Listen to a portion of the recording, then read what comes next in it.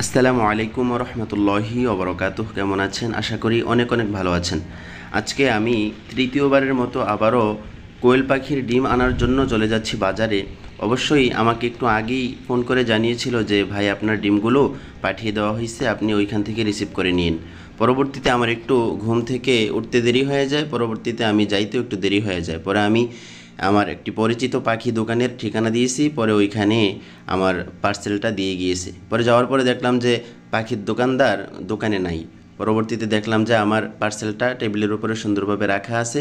তো আমি আমার পার্সেলটা এখান থেকে নিয়ে তারপরে ইনশাল্লাহ আস্তে আস্তে বাড়ির দিকে চলে যাব। তারপর আমি এই দোকান থেকে কিছু খাবার দরকার, খাবার নিয়ে আমি চলে আসলাম। পরবর্তীতে আমি পার্সেলটা কেটে দেখলাম যে ঠিকঠাক আছে কিনা ডিমগুলো, কারণ দ্বিতীয়বারের মতো যে ডিমগুলো আমি এনেছিলাম 150 পিস ডিম অরিজিনাল জাপানি কোয়েল পাখির, সেই ডিমগুলোর ভিতরে ম্যাক্সিমাম ডিম ভাঙা ছিল। তো আমি যেই রোডে পূর্বে এনেছিলাম সেটা হচ্ছে কচুয়ার সুরমা সুপার। তো সেই গাড়িগুলো একটু দ্রুত চালায়, যার কারণে হয়তো ডিম ভেঙে গিয়েছে, যা অন্য কারণ হতে পারে। তো আমি এখন যেই রাস্তা দিয়ে ডিমগুলো এনেছি সেটা হচ্ছে আপনার মতলবের রোড। এটা একটু ভালো রোড এবং যে জৌনপুর এক্সপ্রেস গাড়িগুলো অনেক ভালো। তো আমি এই ঠিকানাটা দিয়েছি, আমি নয়ুরবাজার থেকে এই ডিমগুলো আমি রিসিভ করেছি। অর্থাৎ এখানে দেখেন খুব সুন্দরভাবে ডিমগুলো আছে, জানি না ভিতরে সবগুলো ডিম ঠিকঠাক আছে কি না।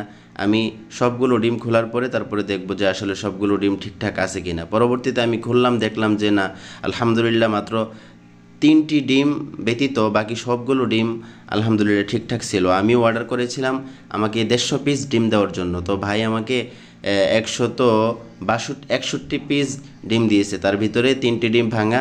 তারপরে এখান থেকে টিকেছে 158 পিস ডিম। তো 158 পিস ডিম আমি কিভাবে দেখেন, আমি জীবাণুনাশক যেই পানি, অর্থাৎ আমি হেক্সিসোলের পানি দিয়ে তারপরে ছোট একটি নরম নেকড়া দিয়ে আমি প্রত্যেকটা ডিম এভাবে উপরে ময়লা ছিল ময়লাগুলো আমি দূরীভূত করলাম এবং এই ডিমগুলো একদম জীবাণুমুক্ত করে পরিষ্কার করে তারপরে আমি মেশিনে বসাবো ইনশাল্লাহ। তার পূর্বে আমি আপনাদেরকে বলে রাখি, আপনারা এভাবে না করলেও পারবেন, যে একটু স্প্রে করেও আপনারা মেশিনে বসিয়ে দিতে পারবেন, তাতে কোনো সমস্যা হবে না। তবে আমি একদম ব্রিক্স মুক্ত থাকতে চাই।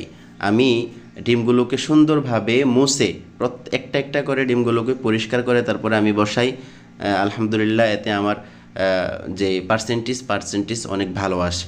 তো আমি এখন মেশিনের ভিতরে আমি ডিমগুলো বসিয়ে দেব। মেশিনের ভিতরে আমি আগ থেকেই আমি লাইন দিয়ে রেখেছিলাম যাতে মেশিনটা সুন্দরভাবে হিট হয় এবং মেশিনটা নিয়ন্ত্রণে থাকে, যাতে ডিমগুলো বসানোর সাথে সাথে ডিমগুলোর ভিতরে তাপ এবং যে পরিমাণ আর্দ্রতা প্রয়োজন সব কিছু ঠিকঠাকভাবে সারভাইভ করতে পারে ডিমগুলো বা দিতে পারে। তো আমি সুন্দরভাবেই মেশিনের ভিতরে এখন ডিমগুলো বসিয়ে দেব, আপনারা দেখতে থাকুন। আমি যেহেতু নিজে ভিডিও করি, নিজে বসাইতে হয়, সেই কারণে আপনাদেরকে পরিপূর্ণভাবে দেখাইতে পারলাম না। আমি বসানোর পরে আপনাদেরকে ভিডিও ফুটেজটা দিচ্ছি। দেখেন আমি এভাবে বসিয়েছি। আমি আরও ডিম বসাইতে পারতাম, কিন্তু আমি যেহেতু 150 পিস ডিম এনেছি, তো আমি বেশি বসালে আবার ঘোরাতে একটু অসুবিধা হয়।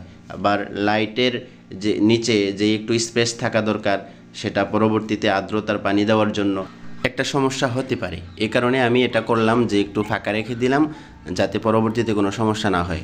ইনশাল্লাহ পরবর্তী সমস্ত আপডেট আমি আপনাদেরকে দেওয়ার চেষ্টা করব।